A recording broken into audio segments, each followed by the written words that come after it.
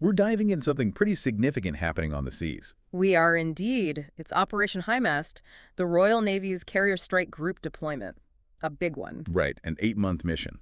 So let's break down what's involved. It kicked off recently. Yeah, the flagship, HMS Prince of Wales, set sail from Portsmouth back on April 22nd. Families waving goodbye, the whole thing. And we're talking a lot of people here. Oh, thousands. Sailors, pilots, a whole task force. Okay, so Prince of Wales leads, but it's a group. What else makes up this strike group? Well, you've got some serious hardware. And a Stoop-class submarine, nuclear-powered attack sub, vital bit of kit. Underwater capability, yeah. Yeah. And on the surface. There's the Type 45 destroyer, HMS Dauntless. It's mainly for air defense. Right. And a Type 23 frigate, HMS Richmond.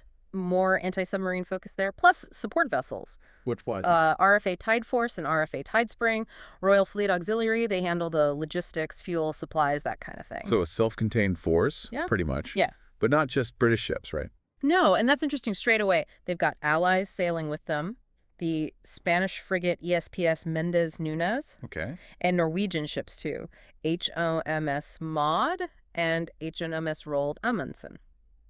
So international cooperation baked in from the start shows they're serious about working together. Exactly. Interoperability. That's the key word here. And where are they headed? 8 months is a long time. The initial route is through the Mediterranean, then the Red Sea. They're currently near the Strait of Gibraltar, I believe. Okay, standard transit routes.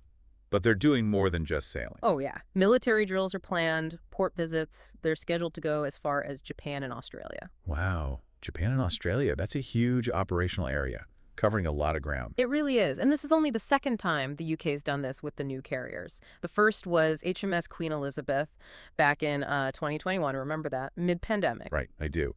So this one's led by Prince of Wales. Any word on the scale compared to the last one? Well, the commander, Commodore James Blackmore, he's called it the biggest deployment this century, capability-wise.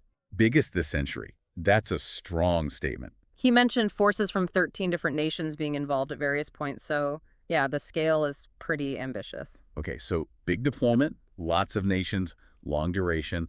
What are they actually trying to achieve? What's the mission statement? The official line points to demonstrating global support for the international order, the rules-based system. On deterrence. Yes, bolstering the UK's conventional deterrence is definitely part of it. Projecting influence, reassuring allies, it fits that secure at home, strong abroad kind of narrative.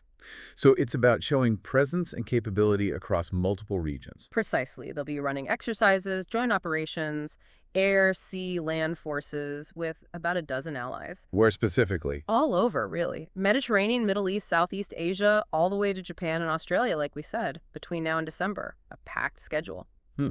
So putting it all together, this really underlines a major commitment, not just from the Royal Navy, but from all these partner nations too. Absolutely. Across some very key strategic regions. And that level of international involvement, the sheer distance they're covering, it speaks volumes about wanting to show unified maritime power, doesn't it? It does. It's about projecting stability, or at least capability, on a global stage. But you have to wonder, an 8-month deployment, multiple nations, vast distances, the logistics alone must be incredibly complex. Oh, undoubtedly. Keeping everyone coordinated, supplied, operationally effective, that's a huge challenge. Which brings us to a final thought for you, the listener, thinking about this massive undertaking. Yeah, consider the flip side, too. What are the opportunities that come from having so many different navies working together so closely across so many parts of the world for such a long time? Definitely something to mull over. The challenges versus the potential gains from this kind of deep military integration.